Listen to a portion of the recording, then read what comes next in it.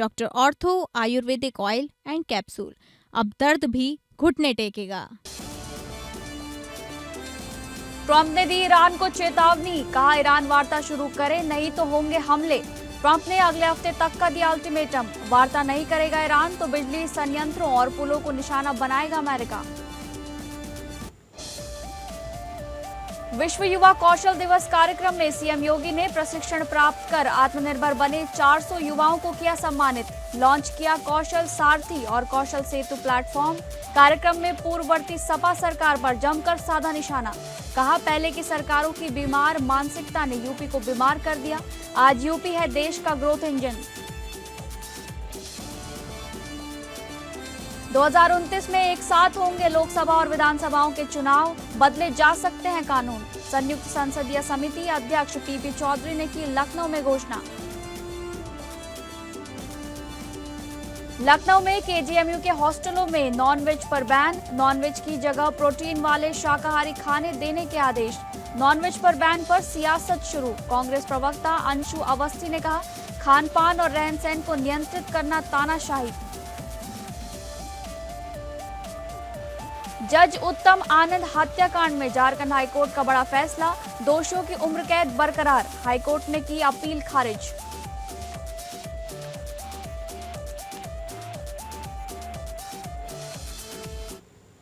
नमस्कार, आप सभी का बहुत बहुत स्वागत है इस बुलेटिन में। मैं हूं आपके साथ शालिनी राणा। शुरुआत करेंगे बुलेटिन की। अमेरिकी सेना ने मंगलवार रात लगातार चौथे दिन ईरान के कई सैन्य ठिकानों पर एयर स्ट्राइक की।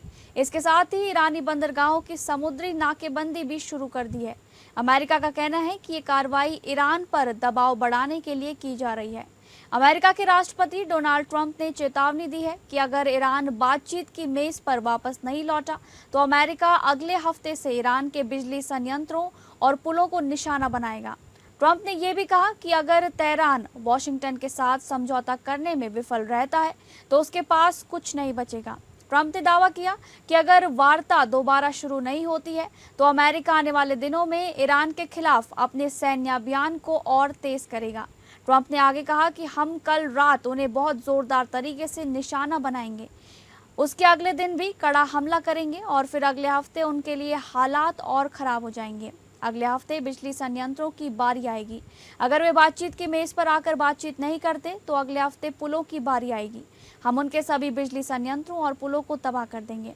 ट्रंप का ये बयान ऐसे समय आया है जब पश्चिम एशिया में तनाव बढ़ा हुआ है और दोनों देश एक दूसरे के ठिकानों पर हमले कर रहे हैं। CNN की रिपोर्ट के अनुसार अमेरिकी और ईरानी प्रतिनिधियों के बीच संपर्क बना हुआ है। हालांकि ट्रंप प्रशासन का कहना है कि जब तक ईरान हॉर्मुज़ जलडमरू मध्य पर समुद्री यातायात पर प्रतिबंध जारी रखेगा तब तक बातचीत आगे नहीं बढ़ सकती। ईरान के खिलाफ सैन्य अभियान कब तक जारी रहेगा? इस सवाल पर ट्रंप ने कहा कि हमले तब तक जारी रहेंगे जब तक वो उन्हें रोकने का फैसला नहीं करते। अमेरिकी राष्ट्रपति ने ईरान में जमीनी सेना भेजने की संभावना से भी पूरी तरह इनकार नहीं किया। हालांकि उन्होंने संकेत दिया कि वो अन्य विकल्पों को प्राथमिकता देना चाहते हैं। ट्रंप ने कहा कभी कभी जमीनी अभियान की जरूरत पड़ती है, लेकिन हमारे पास ऐसे लोग हैं जो हमारी ओर से जमीनी अभियान चलाएंगे। ट्रंप ने तेहरान पर समझौते का दबाव बढ़ाते हुए कहा कि यदि ईरान ने समझौता नहीं किया तो उसे गंभीर परिणाम भुगतने होंगे। उन्होंने कहा बेहतर होगा कि आप समझौता कर लें, नहीं तो आपके पास कोई नहीं बचेगा।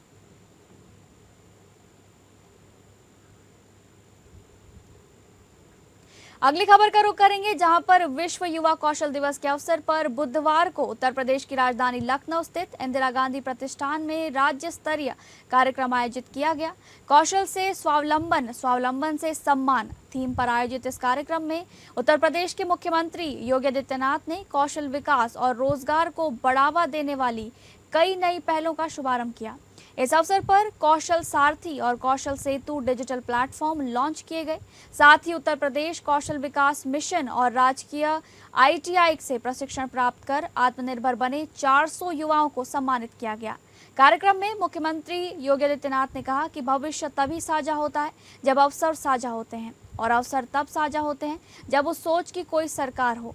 देश की सबसे बड़ी आबादी का राज्य होने के नाते उन्होंने कहा कि इस बात की गौरव की अनुभूति होती है कि देश के अंदर ही नहीं दुनिया के अंदर सबसे ज्यादा युवा वर्क फोर्स हमारे पास है। यूपी की ये उपलब्धि है कि उन अपनी युवा शक्ति के बल पर हम इसे डेमोग्राफिक डिविडेंड के रूप में हम इसका उपयोग करते हैं। इस स्केल को स्किलिंग के साथ जोड़कर हम यूपी की इकोनॉमी को आगे बढ़ाने का कार्य कर रहे हैं। आज इसके परिणाम हमारे सामने हैं, ऐसा मुख्यमंत्री योगी आदित्यनाथ ने कहा। इस दौरान योगी आदित्यनाथ ने पूर्ववर्ती सपा सरकार पर जमकर निशाना साधा। सीएम योगी ने कहा कि 2017 के पहले रोजगार के अभाव में युवा अपने माँ बाप पर आश्रित थे। हर माँ बाप अपने बच्चे को हर अपशकुन से बचाते हैं, लेकिन दुर्भाग्य से 2017 के पहले तत्कालीन राज्य सरकारी प्रदेश की सबसे बड़ी अपशकुन बन जाती थी। युवा के लिए शिक्षा चौपट थी, कौशल विकास की कोई व्यवस्था नहीं थी। स्कूली शिक्षा हो या अन्य अभियान सभी नदारद थे। असुरक्षा का वातावरण था। युवा के सामने पहचान का संकट था। याद रखना होगा कि भविष्य तभी साझा होता है जब अवसर साझा होते हैं, और अवसर तब साझा होते हैं जब उस सोच की कोई सरकार हो। और देश की सबसे बड़ी आबादी का राज्य होने के नाते हमें इस बात पर गौरव की अनुभूति होती है कि देश के अंदर ही नहीं बल्कि दुनिया के अंदर सबसे ज्यादा युवा वर्क फोर्स हमारे पास है। और इस युवा फोर्स को अगर कोई मुझसे कहता है ये आपके लिए क्या चैलेंज नहीं है, मैं कहता हूं नहीं, यूपी की ये उपलब्धि है कि अपनी युवा शक्ति के बल पर ये हमारी डेमोग्राफिक डिविडेंड के रूप में हम इसका उपयोग करते हैं। हां, इस स्केल को स्किलिंग के साथ जोड़ करके हम यूपी की इकोनॉमी को अब आगे बढ़ाने का काम कर रहे हैं, और आज उसके परिणाम हम सबके सामने आए हैं। अगली खबर, छत्तीसगढ़ विधानसभा परिसर पर्यावरण और संकल्प का साक्षी बना। मानसून सत्र के दौरान मुख्यमंत्री विष्णुदेव साय ने एक पेड़ मां के नाम अभियान के तहत रुद्राक्ष का पौधा लगाकर शुरुआत की। उनके साथ मंत्रियों, सत्ता पक्ष और विपक्ष के विधायकों ने भी पौधारोपण कर पर्यावरण संरक्षण का संदेश दिया। छत्तीसगढ़ के मुख्यमंत्री ने कहा कि प्रधानमंत्री नरेंद्र मोदी की पहल पर शुरू हुआ यह अभियान मातृ सम्मान और प्रकृति संरक्षण का प्रतीक है। उन्होंने प्रदेशवासियों से अधिक पौधे लगाने की अपील की। इस दौरान मुख्यमंत्री ने नक्सलवाद के मुद्दे पर भी बड़ा बयान दिया। उन्होंने कहा कि केंद्र और राज्य सरकार के संयुक्त प्रयासों तथा केंद्रीय गृह मंत्री के नेतृत्व में नक्सलवाद के खिलाफ प्रभावी कार्रवाई हुई है। इसी उपलब्धि को लेकर सरकार विधानसभा में केंद्र के प्रति धन्यवाद प्रस्ताव लाकर सदन में इसे पारित कराएगी। हमारे देश के यशस्वी प्रधानमंत्री जी ने पर्यावरण दिवस 5 जून 2024 को एक पेड़ मां के नाम अभियान शुरू किए, और जिसके तहत लगातार 2024 से हम लोग हर साल एक पेड़ मां के नाम से पेड़ लगाते आ रहे हैं। और आज बड़ा सौभाग्य का विषय है कि विधानसभा परिसर में आज एक पेड़ मां के नाम से पौधा लगा रहे हैं।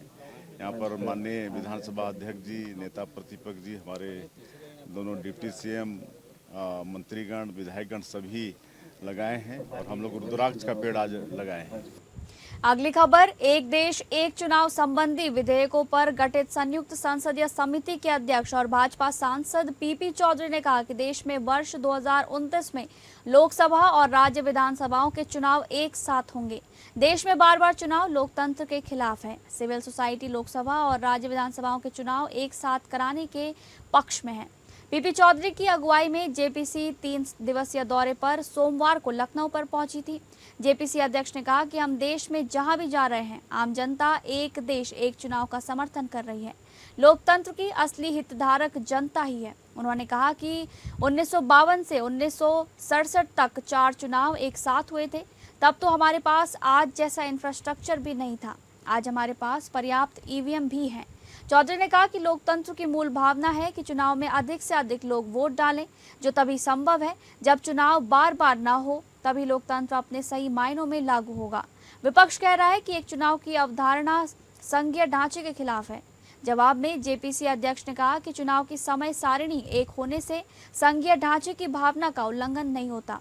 50 और 60 के दशक में एक साथ हुए चुनाव ये साबित करते हैं। इसी तरह से एक साथ चुनाव कराने के लिए पर्याप्त संसाधन न होने की विपक्ष की बात भी गलत है। आज भारत इंफ्रास्ट्रक्चर में बहुत आगे पहुंच चुका है। देश आजाद हुआ तो लोकसभा और विधानसभा के चुनाव एक साथ होते थे, लेकिन कांग्रेस की जो संविधान विरोधी नीतियां रही हैं, इसमें कई सरकारों को समय से पहले बर्खास्त करना, फिर चुनाव अलग अलग समय पर होना शुरू हुआ और सरकारी खजाने से बेतहासा पैसा जो विकास के लिए खर्च होना चाहिए, गरीब के लिए खर्च होना चाहिए, किसान के लिए खर्च होना चाहिए, वो पैसा सारा का सारा चुनाव में खर्च होने लगा और इसके कारण से देश की प्रगति भी प्रभावित हुई।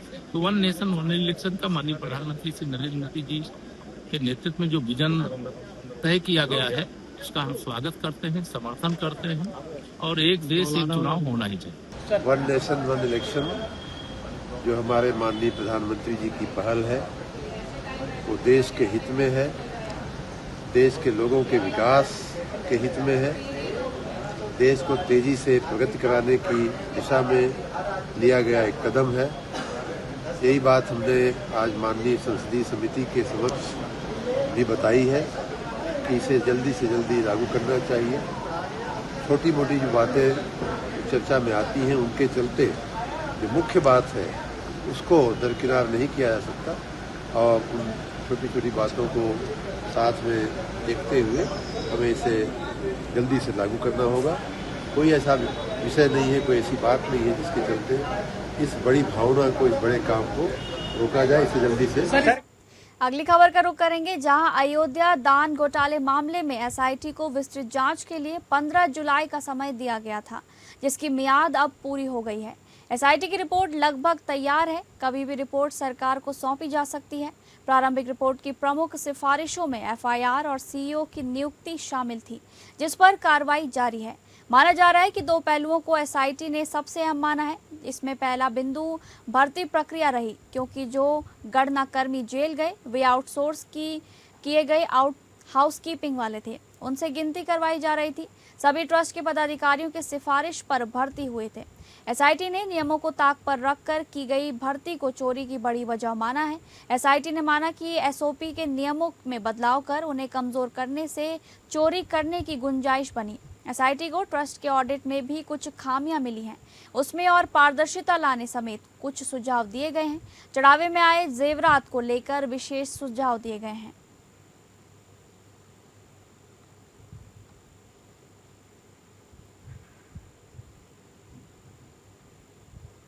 अगली खबर, राम मंदिर चंदा चोरी के मामले पर समाजवादी पार्टी से राज्यसभा सांसद रामजी लाल सुमन ने बयान दिया है। उन्होंने राज्य सरकार ने जो एसआईटी बनाई है उसकी विवेचना पर संदेह जताया है। जहां तक एसआईटी का सवाल है, उन्होंने कहा कि मुझे लगता है कि छोटे लोगों को फंसाया जाएगा और बड़े लोगों को बचाया जाएगा। मंदिर के आंदोलन से लेकर ट्रस्ट बनाने तक हर काम में प्रधानमंत्री शामिल थे। हमें लगता है कि इस मामले में तार दिल्ली तक जुड़े हैं। मंदिर में जो चोरी हुई उसके सिलसिले में हमारा शुरू से दृष्टिकोण ये था कि राज्य सरकार ने जो एसआईटी बनाई है उसकी विवेचना पर संदेह है। एक ऐसी जांच एजेंसी जो राज्य सरकार के प्रभाव से मुक्त हो, या तो सुप्रीम कोर्ट का वर्तमान जज या संसद की संयुक्त समिति इसकी जांच करे। तो जहां तक एसआईटी का सवाल है, हमें ऐसा लगता है कि जो छोटे लोग हैं उनको फंसाने की और सही मानों में जो उसके लिए जिम्मेदार है उनको बचाने की कोशिश की जा रही है। हम ये भी जानना चाहते हैं कि मंदिर आंदोलन से लेकर के ट्रस्ट बनाने तक हर काम में प्रधानमंत्री शामिल है। प्रधानमंत्री क्यों नहीं बोलते हैं? हम कुल मिलाकर के हम ये मांग करते हैं कि प्रधानमंत्री को इस बात पर बोलना चाहिए, वरना निश्चित रूप से इसके तार दिल्ली से भी जुड़े, ऐसा हमारा। केजेएमयू ने सभी 18 हॉस्टल मेस में नॉनवेज खाना पकाने और परोसने पर रोक लगा दी है। छात्र अपनी व्यक्तिगत पसंद के अनुसार ना तो बाहर से नॉनवेज खाना ऑर्डर कर सकेंगे और ना ही हॉस्टल में खुद बना सकेंगे। केजेएमयू के चीफ प्रोफेसर कमल कुमार सावलानी ने हॉस्टलों की मेस और कैंटीन में नॉनवेज पर बैन को लेकर मंगलवार को आदेश जारी किया है। इसमें कहा गया है कि मेस और कैंटीन में अब मांसाहारी भोजन न तो पकाया जाएगा और न ही परोसा जाएगा। छात्र छात्राओं को पर्याप्त प्रोटीन मिले, इसके लिए उनके भोजन में शाकाहारी प्रोटीन वाले खाद्य पदार्थ शामिल किए जाएंगे। यह आदेश तत्काल प्रभाव से लागू किया जाए। केजीएमयू में 18 हॉस्टल हैं। अब तक यहां हर हफ्ते 3 दिन मेस में नॉनवेज बनाया जाता था। दरअसल निरीक्षण में नॉनवेज पकाने वाली जगहों पर साफ सफाई की कमी पर राज्यपाल ने नाराजगी जताई थी। राज्यपाल आनंदीबेन पटेल यूपी की यूनिवर्सिटी की वाइस चांसलर भी हैं।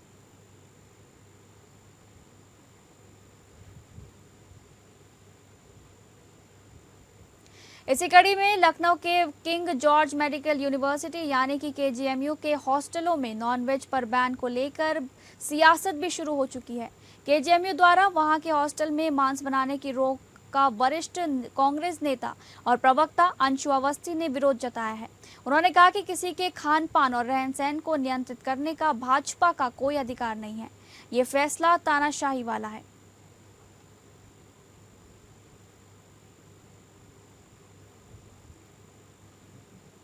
किसी को भी किसी के निजी खान पान पर, रहन सहन पर, धर्म को मानने पर रोकने का अधिकार नहीं है। केजीएमयू के प्रशासन ने जिस तरीके की रोक सरकार के इशारे पर लगाई है कि मांसाहार वहां पर ना बने, ये पूरी तरीके से असंवैधानिक है, गलत है। और बीजेपी सरकार जो दूसरों को रहन सहन और खान पान पे कंट्रोल और नियंत्रण करना चाहते हैं, वो अपने नेताओं के बारे में क्या कहेंगे? जब बीजेपी के असम के मुख्यमंत्री कहते हैं कि आप गाय के मांस को घर में काट के खाइए, उनके केंद्रीय मंत्री किरण रिजिजू कहते हैं कि मैं गौ मांस खाता हूं, मुझे कोई रोक के दिखाए। बीजेपी सरकार में बीफ एक्सपोर्ट नंबर 1 हो गया। तो आप कैसे किसी को रोक सकते हैं? हर आदमी का ये अपना निजी अधिकार है। भारत का संविधान सबको अधिकार देता है निजी रहन सहन खान पान का। किसी को भी अधिकार नहीं। केजीएमयू में जो ये हुआ है, इसका निर्णय तत्काल वापस लेना चाहिए। अगली खबर का रुख करेंगे, जहां पर झारखंड हाईकोर्ट ने धनबाद के तत्कालीन जिला एवं स्तर न्यायाधीश उत्तम आनंद की हत्या के चर्चित मामले में बड़ा फैसला सुनाया है। अदालत ने इस मामले में दोषी ठहराए गए लखन कुमार वर्मा और राहुल कुमार वर्मा की उम्र कैद की सजा को बरकरार रखा है। दोनों ने सीबीआई की विशेष अदालत के फैसले को हाईकोर्ट में चुनौती दी थी, लेकिन अदालत ने उनकी अपील खारिज कर दी। जस्टिस रोंगोन मुखोपाध्याय और जस्टिस प्रदीप कुमार श्रीवास्तव की खंडपीठ ने कहा कि ये घटना बेहद गंभीर और न्यायपालिका की सुरक्षा पर सीधा हमला थी। अदालत ने अपने फैसले में कहा कि मामले के रिकॉर्ड और उपलब्ध सबूतों से दोनों आरोपियों की भूमिका साफ तौर पर साबित होती है, इसलिए निचली अदालत के फैसले में दखल देने की कोई वजह नहीं है। धनबाद स्थित सीबीआई की विशेष अदालत ने 6 अगस्त 2022 को लखन कुमार वर्मा और राहुल कुमार वर्मा को जज उत्तम आनंद की हत्या का दोषी मानते हुए उम्र कैद की सजा सुनाई थी। दोनों ने इसी फैसले के खिलाफ झारखंड हाईकोर्ट में अपील दायर की थी।